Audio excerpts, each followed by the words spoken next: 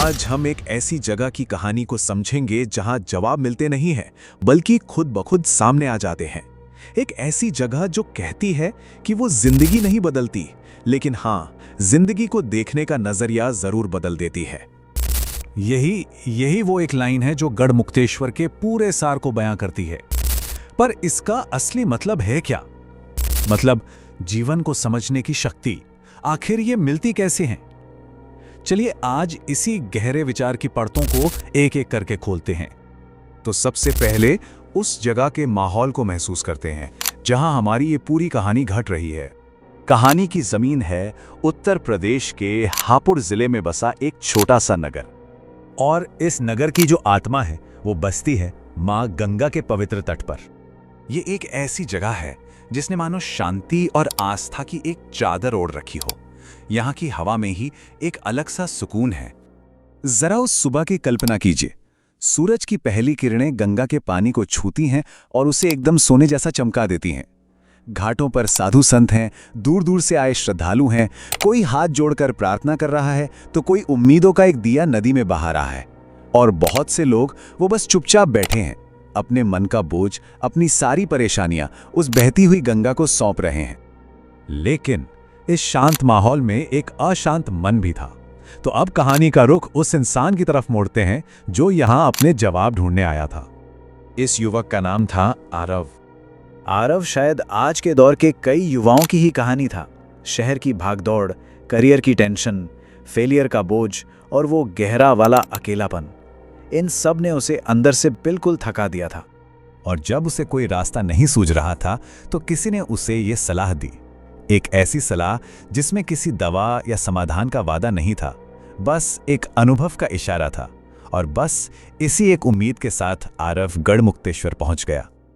और यहीं से कहानी का सबसे दिलचस्प मोड़ आता है, जब एक बहती हुई नदी एक रुके हुए इंसान को जिंदगी का सबसे बड़ा सबक सिखा देती है। तो आरव गंगा किनारे घाट पर बस चुपचाप बैठ गया। वो बस बहते पानी को देखता रहा और न जाने कब उसकी आंखों से आंसू बहने लगे। वो आंसू शायद उसकी हताशा के थे, उसकी थकान के और उसके उन अनकहे सवालों के थे जिनका कोई जवाब नहीं था। और ठीक उसी पल जब वो अपने दर्द में पूरी तरह डूबा हुआ था, पास बैठे एक बूढ़े पुजारी की आवाज ने उस खामोशी को तोड़ा। ये शब्द किसी सलाह की तरह नहीं, बल्कि एक सच्चाई की तरह आरव के दिल में उतर गए। सोचिए, कितनी सीधी लेकिन कितनी गहरी बात थी। गंगा लगातार बहती है, वो कभी रुकती ही नहीं। और इंसान का दुख क्या है? बस बीते हुए कल की बातों में, गलतियों में, यादों में। उन शब्दों ने कोई जादू नहीं किया, नहीं, लेकिन उन्होंने आरव के अंदर कुछ बदल दिया। उसकी सोच, उसका नजरिया। उसी शाम जब गंगा आरती हुई तो माहौल ही कुछ और था। पानी पर तैरते हजारों दियों की वो रोशनी, हवा में गूंजते मंत्रों की ध्वनि और वो ठंडी ठंडी हवा।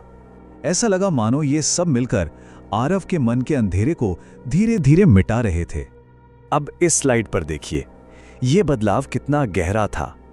पहले जो बीता हुआ कल आरव के लिए एक भारी बोझ था जिसे वो ढो रहा था, अब वही अतीत एक बहती हुई नदी की तरह बन गया था, जिससे सीखा तो जा सकता है पर जिसमें अटका नहीं जा सकता। और ये समझना बहुत जरूरी है, जब आरव वापस लौटा तो उसकी नौकरी की परेशानियां या दूसरी दिक्कतें खत्म नहीं हुई थीं। वो वैसी की वैसी ही थी। बदला था तो सिर्फ उन समस्याओं को देखने का आरव का नजरिया। अब वो उसे बोझ नहीं, बल्कि जीवन के प्रवाह का एक हिस्सा लग रही थी। और यहीं हम कहानी के उस मूल विचार पर वापस आते हैं जहां से हमने ये सब कुछ शुरू किया था। तो गढ़मुक्तेश्वर की खासियत असल में यही है। ये कोई चमत्कारी जगह नहीं है जो रातों रात आपकी समस्याएं गायब कर दे, बल्कि ये एक ऐसा माहौल देती है जहां इंसान खुद से जुड़ता है और जीवन के प्रवाह को, उसके बहाव को समझना सीखता है। और यही है जीवन को समझने की असली शक्ति। तो आखिर में ये विचार हम सबके लिए सोचने लायक है कि क्या कभी किसी के जीवन का प्रवाह भी किसी बीते हुए कल, किसी असफलता या किसी याद में अटक कर रुक सा गया है? शायद जवाब बहती हुई गंगा की तरह हम सबके सामने ही है।